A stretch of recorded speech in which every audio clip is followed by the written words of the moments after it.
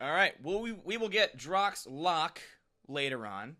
But let's move on to the Las Vegas Raiders, who also finished with an 8-9 record last year. Win total this year set at 6.5. Vegas, again, not very optimistic on their hometown Vegas Raiders.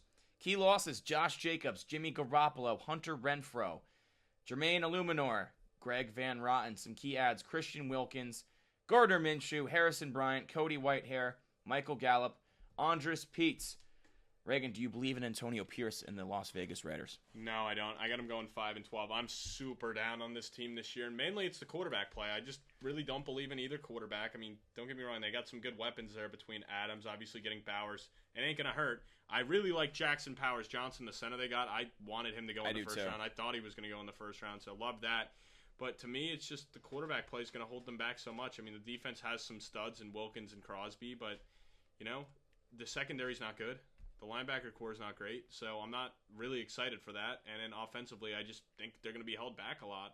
And I think going back and forth, it's going to be a lot of Minshew, it's going to be a lot of O'Connell. I don't think either guy's going to really win the job, and they're going to be a team drafting in the top 5 next year. I will say a couple things. Zamir White, super high on him for fantasy this year. I know you talked about it earlier about how he had like 80-something carries down the stretch. He had 84 carries over the last 4 games, which is tied for the league lead. 4.7 yards per carry over those games, which ranked 12th in the league. However, he only caught 9 passes, so for fantasy, he's very game script dependent. Yeah, but he was way more efficient on the ground than Jacobs, too, a guy who was coming off of a huge season the year prior. I mean, 4.3 yards per carry to 3.5. I mean, it's pretty clear why they let Jacobs walk when you got a guy that's more efficient than him when he had the role. And for was the guy. Fraction of the cost. Yeah, fraction of the cost.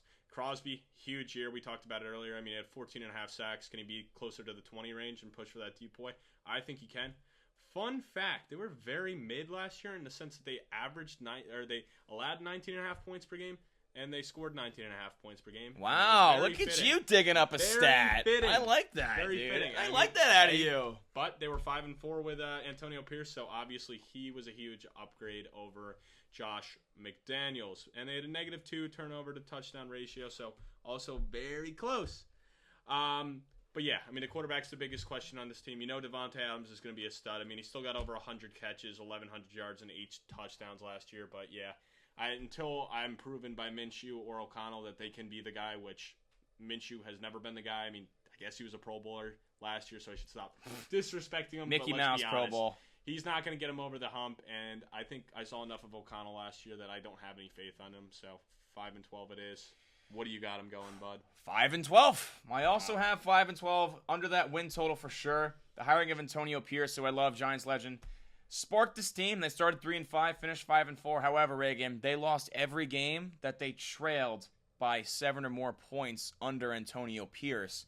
They ran the ball a ton, and he said they have the Mahomes rules, whatever, dude, and all that bullshit.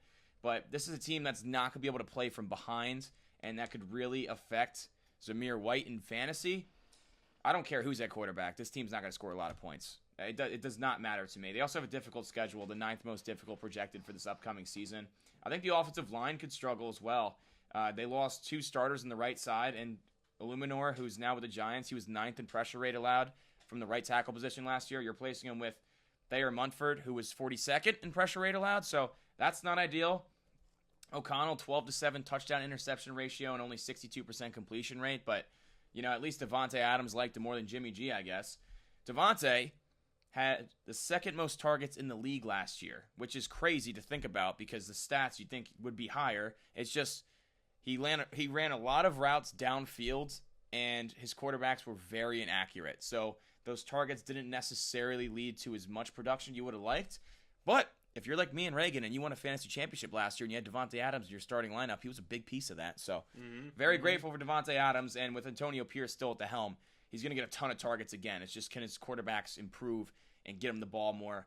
Stop running so many deep routes, Let's get him some more PPR plays. Let him work in the intermediate part of the field. I would like that. It was also his 4th straight season with 100 catches, so you'd anticipate that would stay the same, and that's also not assuming he gets traded to a team like the Jets or the Niners or something crazy happens, which it's still in the cards. I like Jacoby Myers as wide receiver too. 800 yards last year, 8 touchdowns. Really solid his first year coming over from New England. Defensively, another thing, man. You said they allowed 19.5 points per game. Did you know that they faced 7 backup quarterbacks last year?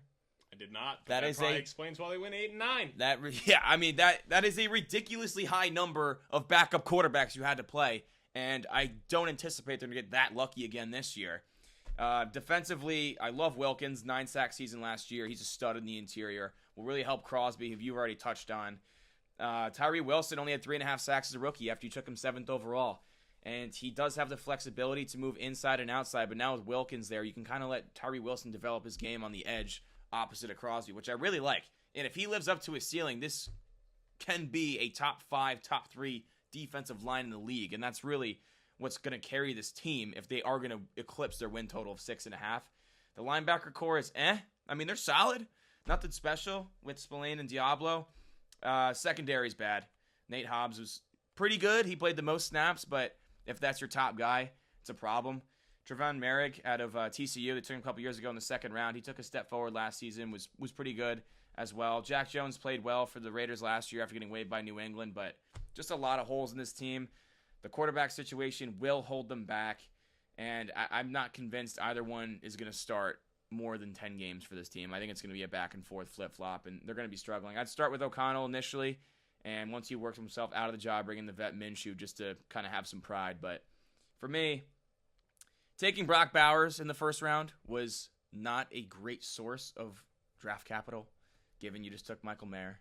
Although, Bowers is the only 2-time John Mackey Award winner in college football history, which is the best tight end in the country. Very impressive. I think he's a stud, but with Antonio Pierce, they're going to want to run the ball a lot, which he showed us that's what they're going to do. With the quarterback situation means they're going to lean into the run even more. He's not necessarily a blocker while Michael Mayer is. That could be troublesome for fantasy purposes, but he is a blue-chip talent, can't-miss prospect. You touched on Jackson Powers-Johnson. He's a mauler in the run game. He's going to start immediately at guard, so he does fit when Antonio Pierce wants to do. I liked it a lot, but ultimately not enough talent in this team for me to buy into it, and the quarterback situation really weighs him down. 5 and 12. Yeah. MVP. This is a tough one, but I'm going to go, you know what, it's really not that. I'm just going to go with Crosby, dude. I mean, he's the depoy as well, so you don't even have to ask me that question. I mean, the dude's going to be pushing for 20 sacks this year. I think adding Wilkins is huge for him. He's not going to see as many double teams, as many triple teams.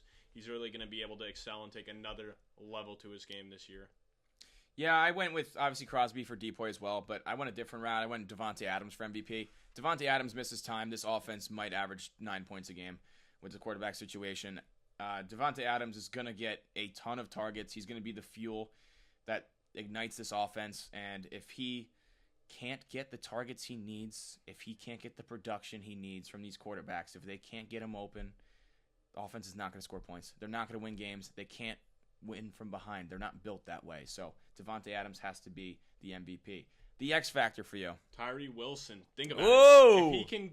If he can get to the level of what they projected him to be and why they drafted him so early in the first round last year, you're pairing him with Crosby and Wilkins. Think about how good that D-line will be if he lives up to any of the hope and takes a big year 2 jump. I mean, holy shit, that might be the best D-line in football.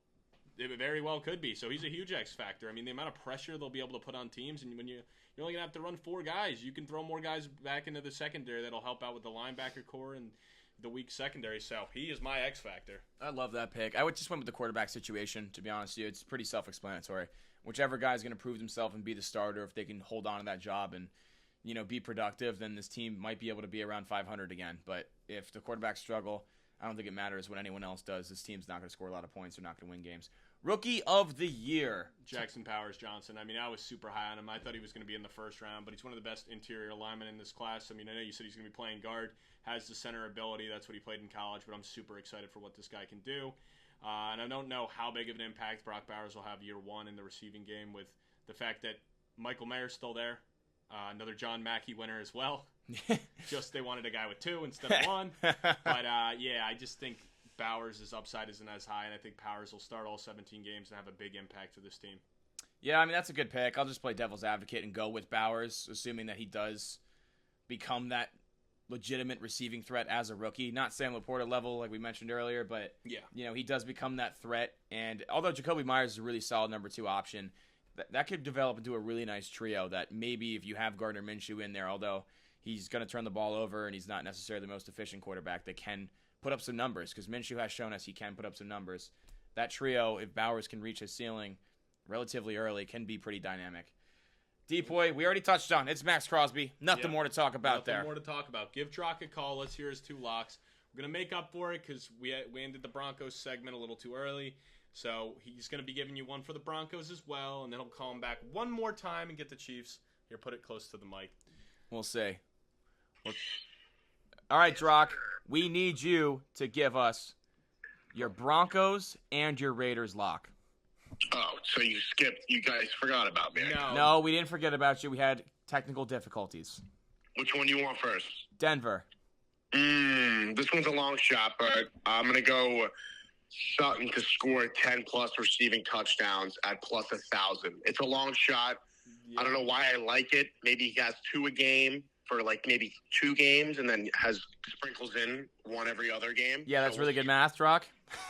Yeah, I was going to say the math is not mathing there, but yeah, that's my lock. Wow, that's funny because I just said I don't think he's going to hit 10 touchdowns. The good thing is, for you, he did do that last year, so we've seen him do it before. Yeah. His line is not at 10 flat, though. That's a very long shot. Yeah. You're plus 1,000. Okay, I like it. What's your Raiders lock? My Raiders lock is sneaky. Max Crosby to record 20-plus sacks at plus 900. Woo! Reagan was just talking about that. He's been in the limelight all off season. I like what he's doing. He's at the white party. I fuck with him really heavy, and I think he gets that 20 sacks this year at plus 900. So he hangs out with Michael Rubin, therefore 20 sacks. That's the philosophy. Make that the thumbnail for the video. Does Michael Rubin hanging out with Max Crosby lead to a 20-sack season? Oh, that's so clickbaity. That's awesome, Drock. All right, we'll call you in a little bit with the Chiefs.